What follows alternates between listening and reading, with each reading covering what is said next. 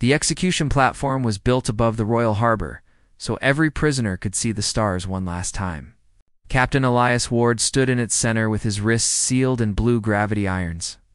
His gray prison shirt torn at the shoulder, his black hair cut uneven by palace scanners, his face bruised but unbowed beneath the cold lights of the capital moon. Beneath him waited 10,000 armored nobles. Above him hovered the pearl warships of the Celestine Crown, and before him stood Princess Marenthal, heir to the Thalassian Star Dominion, holding the black command seal of death. She had accused him of sabotage, treason, and insulting royal blood, and now she wanted the galaxy to watch a human die quietly. Because humans were useful mechanics and sentimental fools, not beings who embarrassed princesses.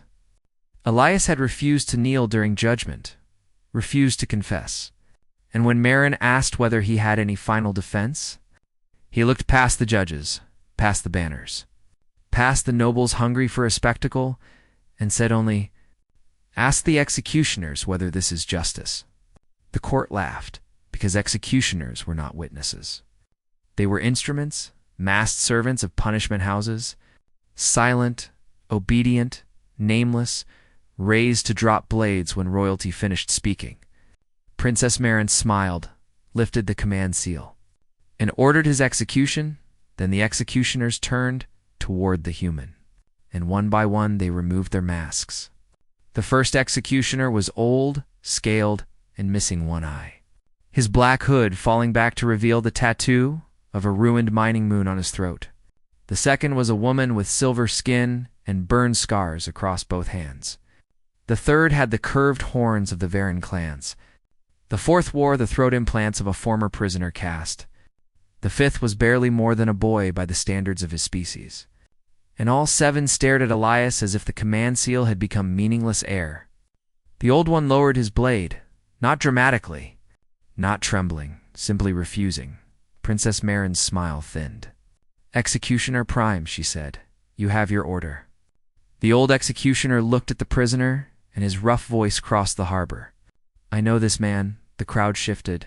Marin blinked once, anger beginning to color her cheeks. "Impossible," she said.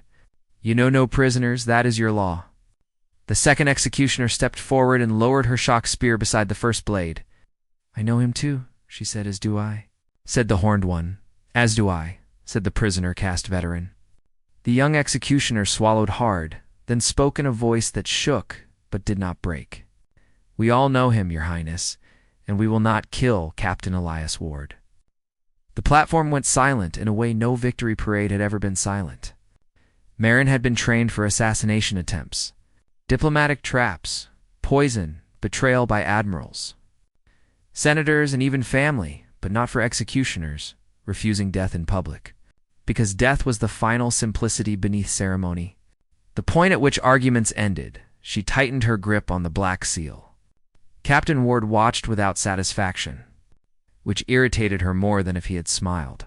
She had wanted fear, arrogance, or confession. Not this calm exhaustion, this human patience that seemed to say he had seen worse rooms. Her chief minister, Lord Vexer, stepped close and whispered that the punishment house had been compromised. The crowd must be contained, the broadcast must be cut. But every attempt bounced back from hidden relays in the harbor towers. And Marin realized the old executioner had positioned himself between the command seal and the platform control altar. Not by accident, she raised her chin and addressed the executioners. "You are property of the Crown's justice.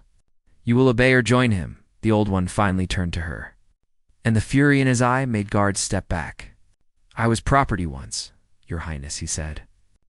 "Until this human taught me a name was not a privilege." That was the first crack in the princess's perfect world. Elias closed his eyes for half a breath, not in relief, but grief, as if he had hoped they would save themselves by silence. The old executioner saw that and gave him the smallest nod.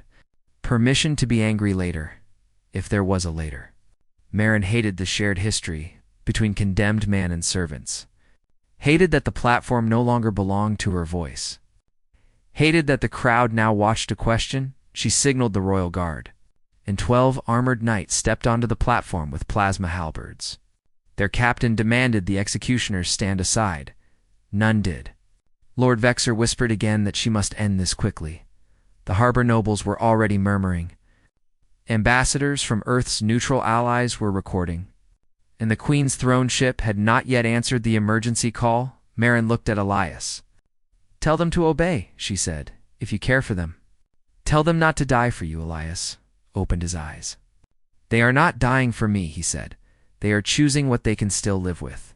She moved closer until only 2 steps separated them. "Your species turns punishment into a sermon," he answered. "No.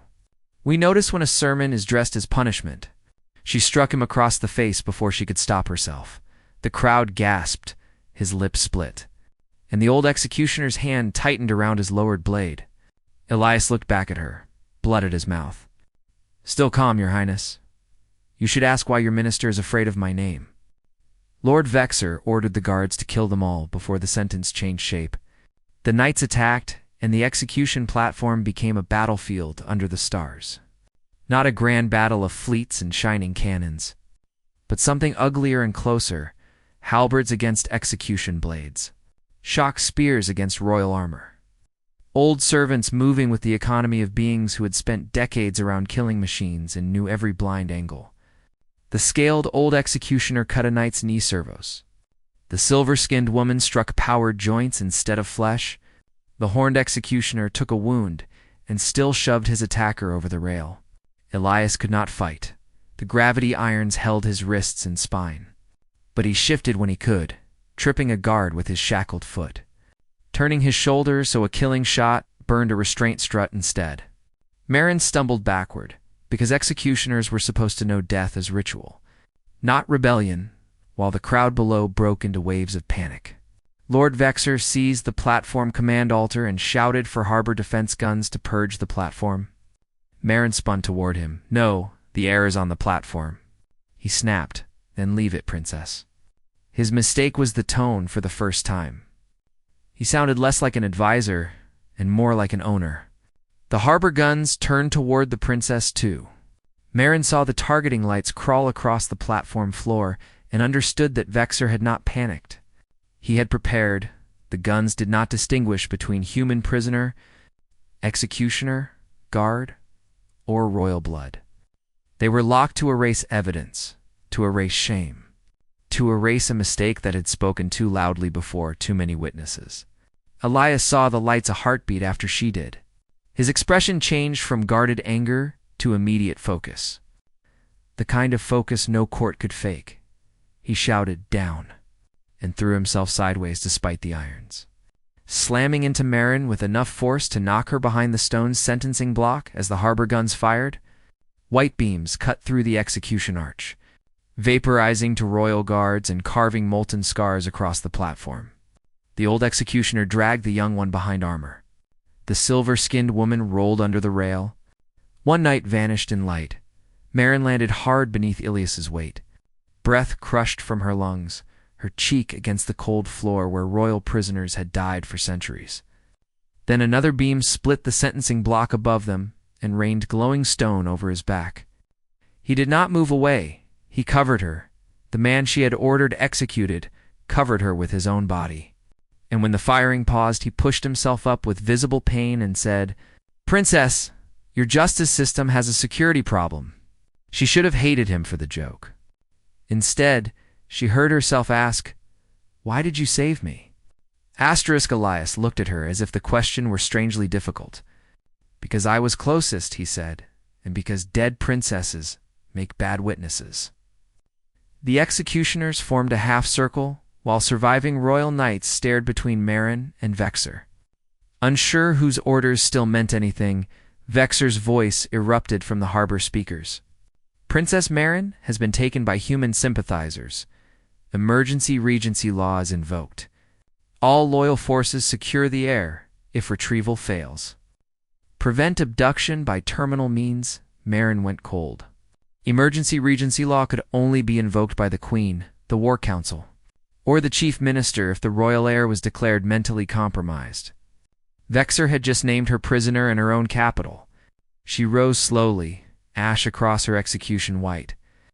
hair falling loose from its crown pins, and faced the command altar. "Lord Vexor, stand down," her voice carried. "The answer came immediately, Your Highness. You are under hostile influence. For your safety and the Dominion's stability, I must relieve you of command." The nobles below froze. Because coups were supposed to happen behind pearl doors, not on execution broadcasts. Elias extended his bound hands toward the old executioner. "Garen," he said, "the old one cut the irons with one practiced strike." Marin stared. "You know his name, too." Elias flexed bruised wrists. "Princess, I know a lot of people who were never meant to survive your court." The executioners did not know him from rumors. They knew him from debts paid in fire. They dragged Marin and Elias through a lower maintenance hatch before the second volley found the platform. The surviving executioners sealed the shaft behind them with hot metal and led the way down into the underworks of the royal harbor. Where palace beauty ended and truth began, pipes sweating coolant, slave lift rails, punishment cells, hidden worker shrines, and old prison marks scratched low on the walls. Marin had toured the harbor 100 times above, received admirals beneath crystal arches, blessed new warships, and never once walked the tunnels where engine crews slept beside radiation alarms. She followed because she had nowhere else to go, because her own guns were hunting her, because the human she had condemned seemed less surprised by her palace than she was. Garen, the old executioner, moved ahead with a limp she had never noticed beneath formal robes. The silver-skinned woman, Kelly, supported the wounded horned fighter. The young executioner carried a stolen guard pistol with both hands. Elias knew each name, each injury, each species custom, and the intimacy of it scraped against Marin's pride. "Who are you, really?" she demanded as they hurried through red gloom. Elias glanced back, a very unlucky diplomatic engineer. She snapped, "Do not insult me." He slowed just enough to answer. "I was evacuation commander at Karth 9, mediator at Ashbelt, field surgeon assistant on Morrow's Wake, prisoner exchange witness at Hollow Moon, and logistics officer for children your admirals called unsalvageable. Half your execution house came from those places. They remember because humans keep lists." She wanted to say those reports had been classified as enemy propaganda, but the words died before leaving her mouth. Because every lie in a palace has a file number. They reached a flooded transit chamber, where old service boats hung from magnetic cradles beneath the harbor sea. And Kelly slammed a control panel with her scarred hand until one boat unlocked. Vexor's soldiers were already entering the upper tunnels, their armor signatures blooming on a cracked wall display.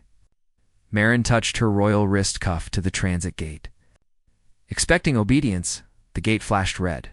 Authority suspended, she stared at it, as if a piece of her body had refused to move.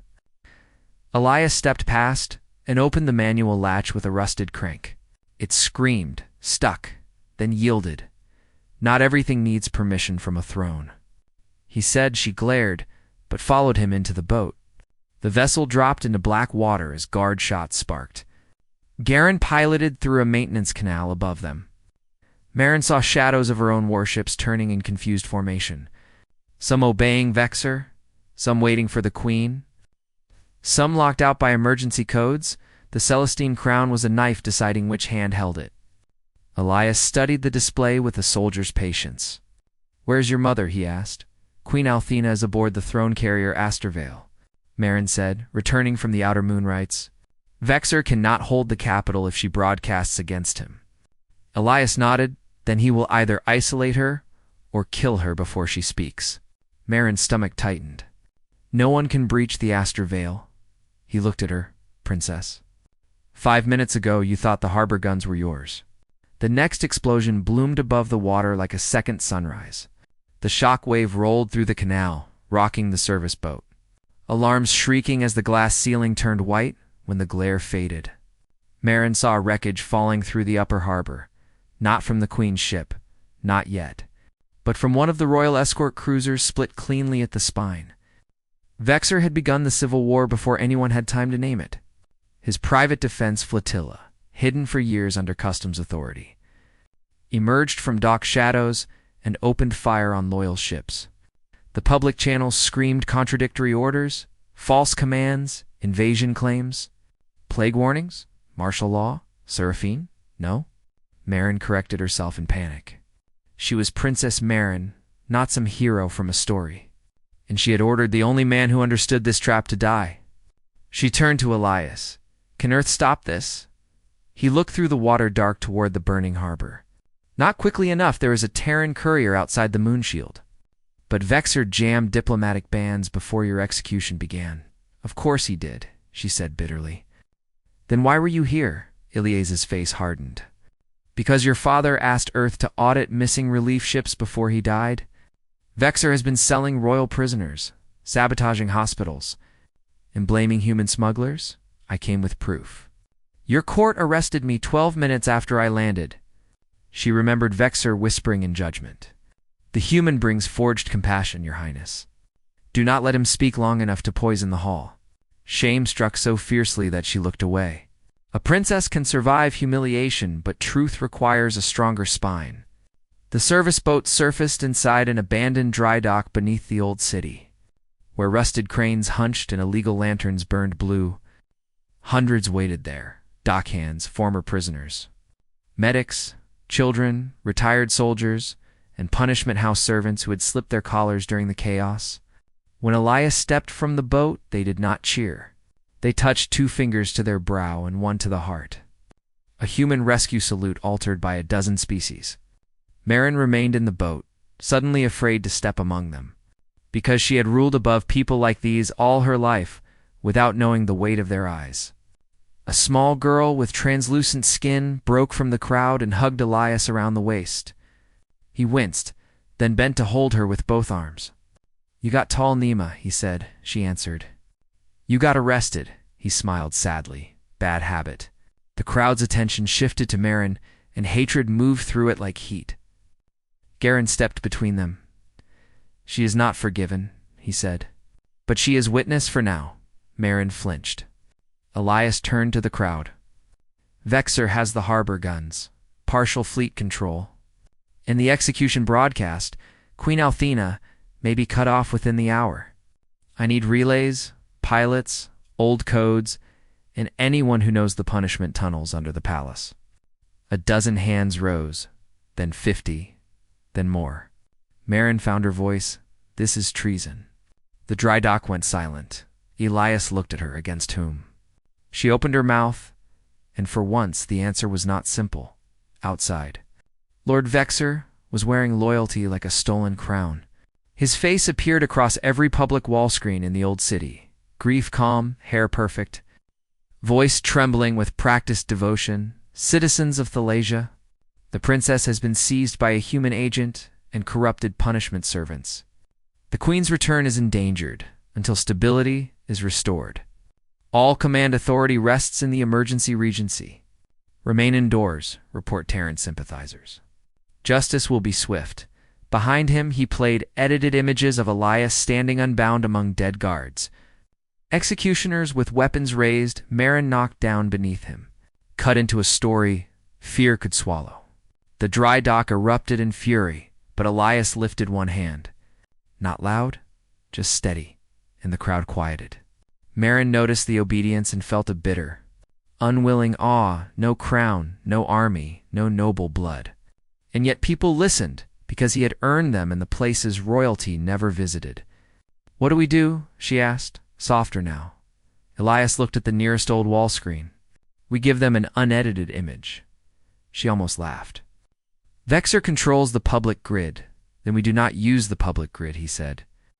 Garen pointed toward the dock ceiling where ancient beacon chains ran through the city's stone. Punishment bells, he said, from before central broadcast. Used to call executions in each district. Kelly smiled without humor. Every bell has a visual repeater. Every repeater has local power. Vexer never modernized them because he liked old fear. Elias looked at Marin. Can you command them? She shook her head. My royal authority is suspended, he nodded, toward her wrist. Royal authority, maybe. Royal blood? No. Old systems are sentimental. The city's oldest machines were waiting for a princess to touch them. They climbed into the bell tunnels above the dry dock. Marin with a cloak over her white execution robes, Elias with a borrowed jacket and a rifle he carried like an unpleasant tool. The executioners spread through side passages with dock workers and children who knew routes better than soldiers. Every few minutes the city shook from fleet fire, dust falling from the ceiling, lights flickering blue. Marin touched old brass panels at district nodes, and each one woke reluctantly beneath her blood seal. The first punishment bell rang over the fish markets, then the furnace quarter, then the school terraces, then the prison hospitals, but instead of death announcements, the bells carried a rough live image from Kelly's recorder. Princess Marin, bruised, ash-stained, standing beside the human she had condemned. She looked into the lens and felt her trained speeches collapse into useless silk. "Citizens of Thalicia," she said, "I ordered Captain Elias Ward executed on false evidence presented by Lord Vexer. My command was wrong. The executioners refused because they knew him as a rescuer from Karth 9. Ash Belt, Morrow's Wake, and Hollow Moon. Vexer has invoked regency without royal consent and fired on loyal vessels. Queen Althena is in danger. Any command issued through the central grid may be false. Verify by local captains. Protect civilians. Open medical shelters. And do not kill prisoners in my name," she swallowed. Then added the hardest words of her life. "I was blind. I am not asking forgiveness. I am asking witness." The bells carried her confession farther than any royal anthem. Across Thalicia, doors opened. Not all. Not many at first, but enough. Nurses moved patients into basements. Dock crews disabled gun feeders. School wardens hid human exchange students. Old punishment house members cut power to prisoner transfer rails. And loyal captains in orbit began using local verification instead of central command. Vexer reacted by revealing more teeth. He ordered the palace guard into the old city, declared Marin biologically compromised, and sent assassins through the bell tunnels. The first ambush struck beneath the furnace quarter. Black armored Regency soldiers dropping from ceiling hatches with silent blades. Kelly killed one before he landed. Garen took a shot meant for Marin and staggered but did not fall. Elias pushed Marin behind a pillar and returned fire in short, controlled bursts. Not like royal duelists. No flourish. Only survival measured in breath. A soldier lunged at Marin. She froze for half a second, then grabbed a fallen shock spear and struck him across the visor with both hands. The impact numbed her arms and did almost nothing. But the young executioner finished the blow from the side. He looked at her with surprise. She looked back, equally surprised. Perhaps at him, perhaps at herself, when the fight ended. Garen leaned against the wall, bleeding dark red. Elias tried to bind the wound, but Garen caught his wrist. "Later," he said. "Get the princess to the queen."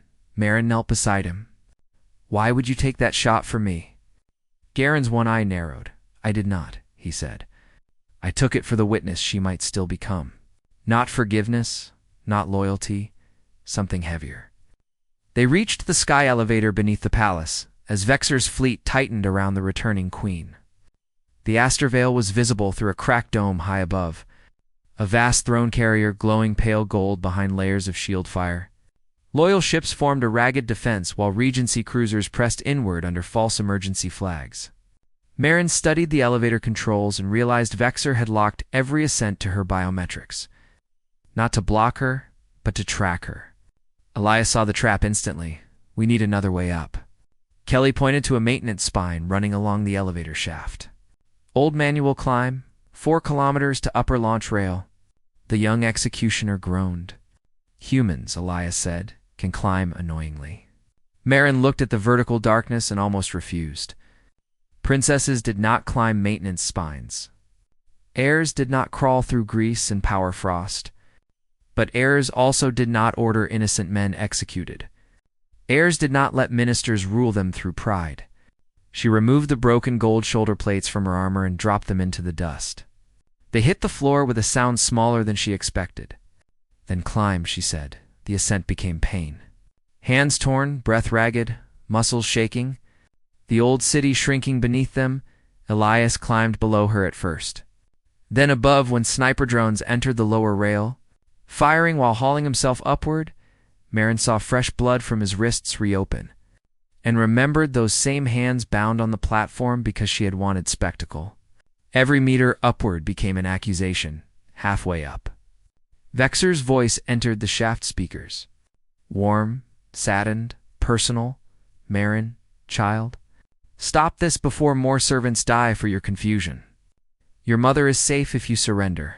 The human will be questioned humanely. The punishment cast will be disciplined. We can call this trauma. We can preserve your dignity. Marin stopped on the ladder, because the offer touched old training. Dignity, stability, preserved image. Elias did not speak. Did not rescue her from choosing, Vexor continued. You are heir to stars, not gutters. You do not belong with criminals and rust workers. Marin looked at the grease on her palms, the dried blood on Elias's sleeves. The old executioner, breathing through pain, and finally understood that belonging had been the palace's prettiest lie. She leaned toward the speaker. Lord Vexor, when I was 8. You told me mercy was a luxury rulers could not afford. I believed you. That was your greatest victory. She pulled the royal dagger from her boot and drove it through the speaker grill. The shaft filled with sparks. Elias looked down from above. Good answer, he said. She looked up. Keep climbing, Captain. Before I order your execution again for commentary, he smiled, and for the first time, she did not mind, at the top of the spine. They found the upper launch rail already burning. Regency Marines had seized the platform. Loyal pilots were pinned behind fuel carts. And the only shuttle still intact was an antique royal courier shaped like a silver dart. Decorative, fast, and unarmored, Marin almost laughed.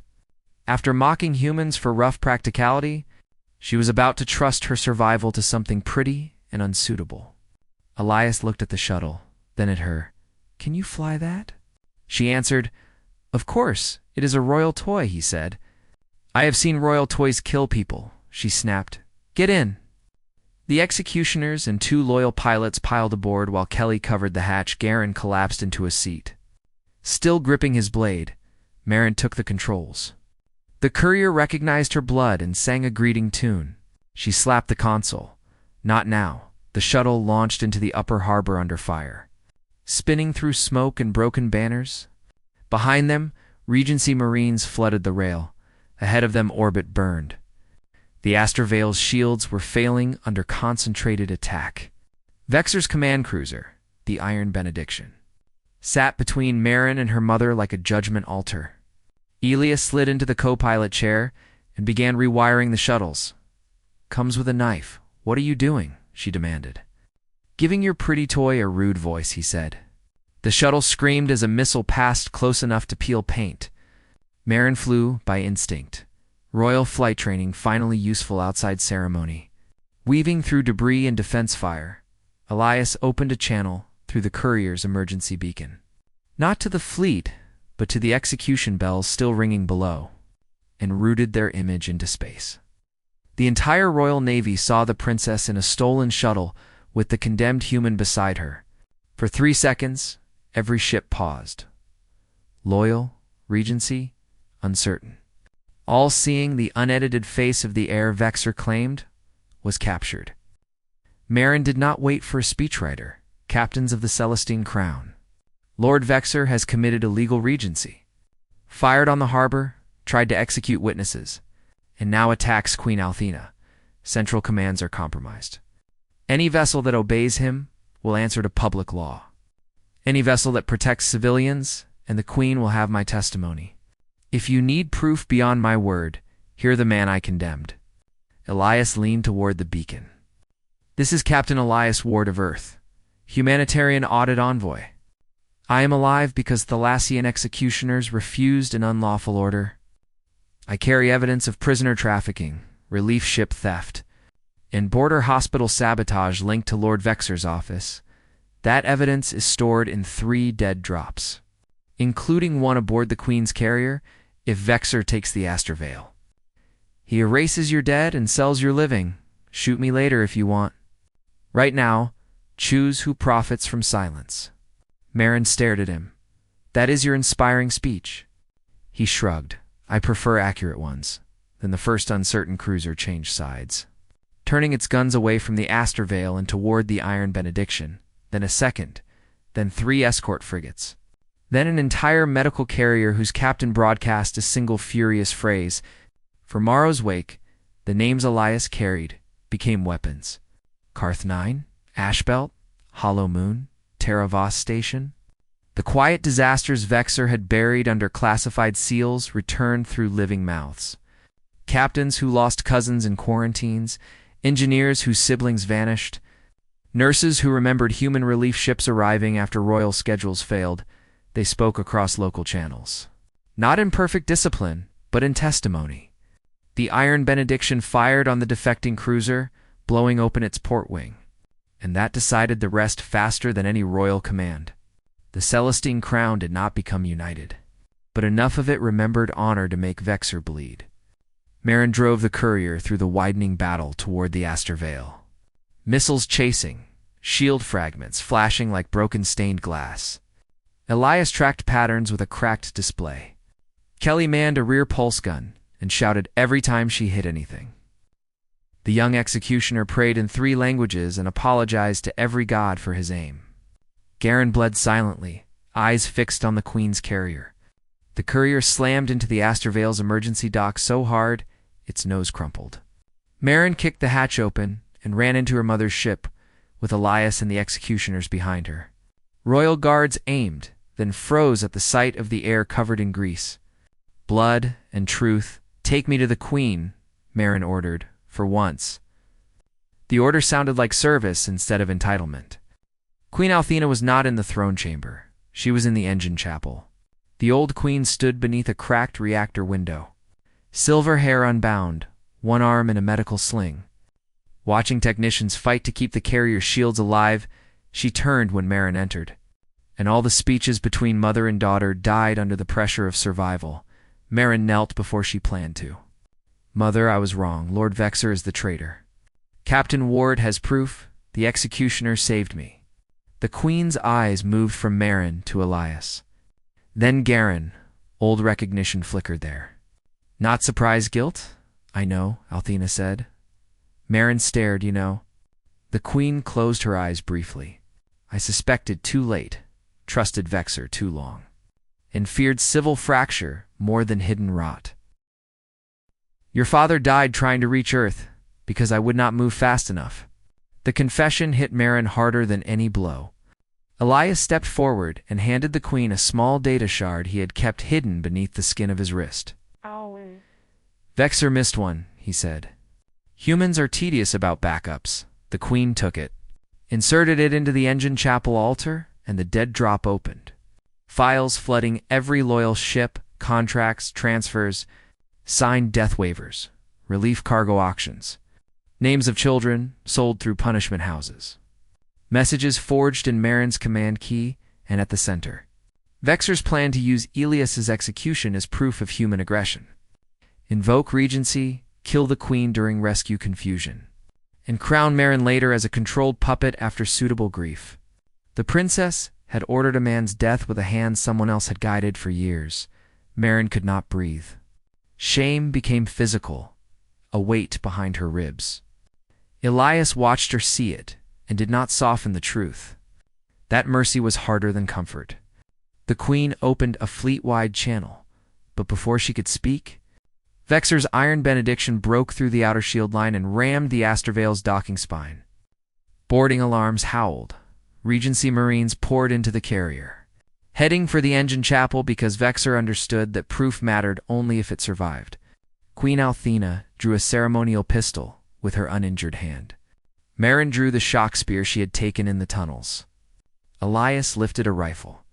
The executioners formed around the Queen and Princess, and together, the condemned, the royal, and the nameless faced the soldiers who had worn loyalty as camouflage. The battle through the engine chapel was brutal and close. Regency Marines firing through incense smoke, technicians using coolant hoses as weapons, Kelly laughing with rage as she knocked armor into reactor rails, the young executioner dragging wounded crew behind the altar, Garen standing despite blood loss, blade low. guarding the queen with the same body that had once been crown property. Vexor entered after his marines, immaculate in black command armor, face mournful for the cameras he no longer controlled. "Marin," he said, "even now, I can save the monarchy from what you have done." She stepped forward. "No, Lord Vexor. You can only save the cage you built around it." Vexor moved faster than she expected. His command gauntlet fired a gravity hook that yanked Elias off his feet and slammed him against the altar steps. The rifle skidded away. Marin lunged, but Vexor caught her wrist and twisted until the shock spear fell. He held her in front of him, blade at her throat. The same tableau from the execution platform reversed and made uglier by truth. "Order them down," he hissed, "or your mother watches you die." Marin felt the old fear return, not fear of death. Fear of being responsible for everyone else's. She saw the queen raise her pistol and hesitate. Saw Elias on the floor pushing himself up with one shaking arm, saw Garen barely standing. Saw the young executioner crying silently with his weapon raised. Vexor smiled because he knew royal blood had always been trained to love its own image, even in sacrifice. Then Elias spoke. "Voice rough, Marin?" asked the executioners. Vexor snarled. "What?" Elias looked at Garen. "Kelly, the young one, all of them. Ask them what justice does now," Marin understood. Executioners had never been instruments. Not once they chose, she forced her eyes to Garen. Executioner Prime by witness law. What is the sentence for a minister who traffics crown wards, falsifies royal commands, attempts regicide, and fires on civilians? Garen's voice was weak but certain. Public trial, if capture is possible. Lethal force if he continues threat, Kelly added. Threat continues. The young executioner steadied his pistol. Threat continues. Marin went limp in Vexor's grip, not fainting. Dropping her weight exactly as Elias had done on the platform, his blade slid across her shoulder instead of her throat, and Elias, already moving, drove the fallen shock spear into Vexor's command gauntlet. The executioners did not kill because they were ordered. They struck because they had judged. Garen's blade cut Vexor's knee servos. Kelly's shock spear broke his shield. The young executioner fired into the gravity hook. Elias slammed him against the altar, and Marin rose with the ceremonial pistol her mother threw across the floor. Vexor stared at her from inside collapsing armor. Suddenly old, suddenly human in the worst sense. A small, frightened thing behind too much power. He raised one hidden wrist cannon toward the queen. Marin fired first, not at his head, not at his heart. At the cannon joint, shattering it, Elias pinned him. Garen locked punishment irons around his wrists. And for one breath, everyone waited to see whether Marin would demand blood. The old Marin would have. She lowered the pistol. "Lord Vexor, you will live long enough for every name you buried to be read aloud." Garen looked at her, and something like approval moved across his scarred face. Not forgiveness, not loyalty, but witness, outside. The iron benediction lost command cohesion as proof spread. Loyal ships surrounded it, Regency captains surrendered, and the Aster Vale's shield stabilized under the hands of technicians who had been ignored in every battle poem ever written. By dawn, the execution harbor no longer looked like a place where arguments ended. It looked like a place where one had finally begun. Crowds filled the damaged terraces, nobles standing uneasily beside dock workers, punishment servants beside admirals, humans beside Thalassians, loyal guards beside freed prisoners. Queen Althena ordered the black execution seal melted in public, not destroyed in secret. Melted beneath the same platform where Elias had been meant to die, Lord Vexor was displayed not in humiliation but custody, alive, furious. Forced to hear the first 1,000 names from the trafficking files read by children of the houses he had profited from. Marin stood beside Elias with her arm bandaged, her execution white replaced by plain dark service cloth. The crowd watched her with suspicion, anger, curiosity, and a few reluctant sparks of respect. She deserved the suspicion more than the respect, and knowing that steadied her. She turned to Elias as the molten seal poured into a worker mold. "What will Earth demand? Captain Ward? Reparations? Trials? Treaty revision?"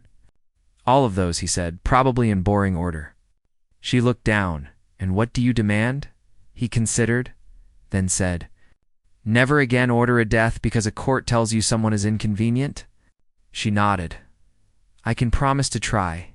He glanced at her. Try loudly, princess. Quiet promises are where ministers hide knives. She almost smiled, then faced the platform microphones where she had once meant to watch him die. I ordered Captain Elias Ward's execution, she said, voice carrying across harbor and fleet. I did so under false evidence, but the command was mine. The arrogance was mine, the blindness was mine. The executioners refused unlawfulness and saved the crown from becoming Vexor's weapon. From this day, the punishment houses are abolished. No servant of justice will be nameless. No execution may proceed without public defense. Outside witness, an appeal beyond royal blood. Sold families will be restored by law. Earth will audit the process. And I will testify first, not as victim, not as hero. As the ruler who nearly murdered the wrong man because she trusted the right costume. Murmurs spread, then the old executioner Garen stepped forward. Still weak, still bandaged, and placed his removed black mask at Marin's feet. Not as submission, as ending.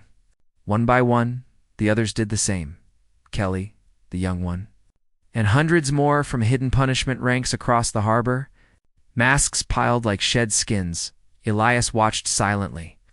Eyes bright with grief he did not display. The princess had ordered his execution, but the executioners knew his name, and because they knew his name, the kingdom learned its own weeks later. After Vexor's trial began, and the first relief ships reached worlds Marin had never been taught to see. She visited the repaired execution platform at night. No ceremony, no white armor, only a coat against the harbor wind. Elias found her there because humans seemed drawn to unhappy balconies. Or perhaps because he had guessed she would come, she did not turn when he approached. How many names do you remember, Captain? He stood beside her. Enough to hurt, not enough to honor everyone. She nodded toward the harbor where new lamps had been installed, each one bearing a name from Vexor's ledgers. I was raised above all this, she said, as if height were wisdom. Elias leaned on the rail. Humans tried that too, many times. We built towers and called the people below small. It never ended well. She looked at him. Why did your people keep coming back to our disasters after we mocked you, taxed you, suspected you, and almost killed you? He smiled tiredly. Because disasters do not belong only to polite people. And because someone came for us once when we were impossible to love, she held that answer for a long time. Then extended her hand, not royal, not commanding. Simply offered. Elias took it. Their shadows fell across the melted scar where the death seal had been. And below them, the harbor bells rang the hour without calling anyone to die.